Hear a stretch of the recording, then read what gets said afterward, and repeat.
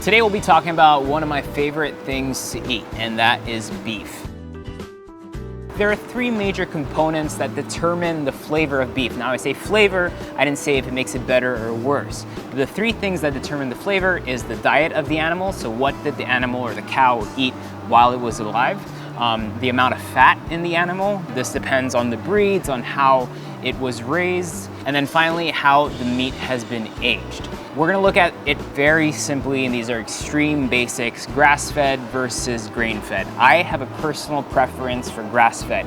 These are cows that live off on really large hectares of pasture, eating just the grass that they get. They're usually organic, they move around a lot, which means that they have less fat in their body, which means that the meat is slightly less tender, but I feel like the flavor is so much more intense, so much more beefy. Grain-fed is usually started off on grass pastures, and then they're put in really kind of small, quote-unquote, intensive farm cages and stuff where they're fed grains or things like corn or soya. And that usually gets them fatter, the cows get lazier, they carry more fat, and therefore a bit more buttery. But in terms of flavor, I always prefer grass-fed. Now, the other thing that contributes highly to the flavor that you find in steak is how it's been aged. You would think that you could kill a cow right now and then eat the steak right away and it would be absolutely delicious, just like fish, it would be really fresh, but that couldn't be further from the truth. All meat has to go through some sort of aging process from a couple of days to a couple of weeks. Now let's talk about the cuts that you'll find here in Landers. Let's talk about two that people like to grill with because they just look really badass. The T-bone and the porterhouse, which we have right here. So you'll see that they're almost identical. The main difference is that the porterhouse here has an extra slice of tenderloin. This is actually a tenderloin and a strip loin. And if you look at it here also, you've got a strip loin and a tenderloin. So they're more or less cut from the same part of the cow, but the porterhouse carries more of that tenderloin. Speaking of that tenderloin, which we have right here, that is a kind of like long slab of beef. If you look at a tenderloin, it can actually be cut into three parts. You've got the butt part, which doesn't look that great, which is why it's usually thinly sliced and used in things like carpaccio or for raw meat.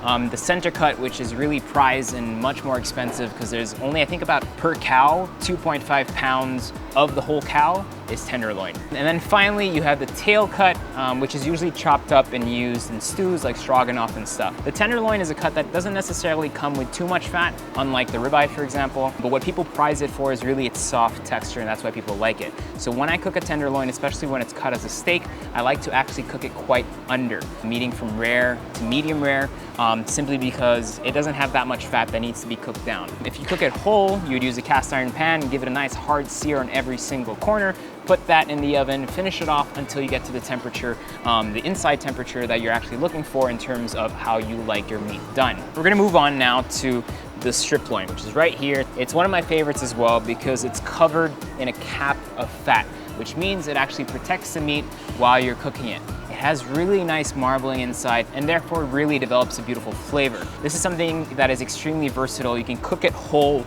in the oven as a roast, you can cook it in steaks, you can grill it outside, you can add sauces to it, you can eat it with just some salt and some pepper, you can cook it on a cast iron pan. It's one of those cuts you can never really go wrong with, and it's usually cheaper than a ribeye, for example, but it has a bit more texture and a bit more bite to it. Finally, we're gonna talk about one of the most popular cuts that you'll find in every single menu, in every single restaurant, in every single supermarket, all over the world, and that is the ribeye. And why do people love the ribeye so much? Because it's so fatty. And because of all that fat, the flavor is so buttery and it's so savory and it's delicious. So this is why the ribeye is so prized and why it's so expensive. So why is that? It's because of the marbling. There's so much kind of marbling. If you look at Wagyu, for example, you have the A4 all the way up, and it's usually these specks of white that you see within the meat, which just gives a lot of depth of flavor to your meat. The more marbling you have, the more fat flavors you get, and that's, some people actually like that. These are best cooked on an open flame in coal or in a cast iron pan with just some salt and some pepper, a little bit of oil. If people want to go really crazy, they finish it with some butter. But I hope that this guide helped you out in defining what cuts you prefer in your local supermarket or what you can find here in Landers. See you next time.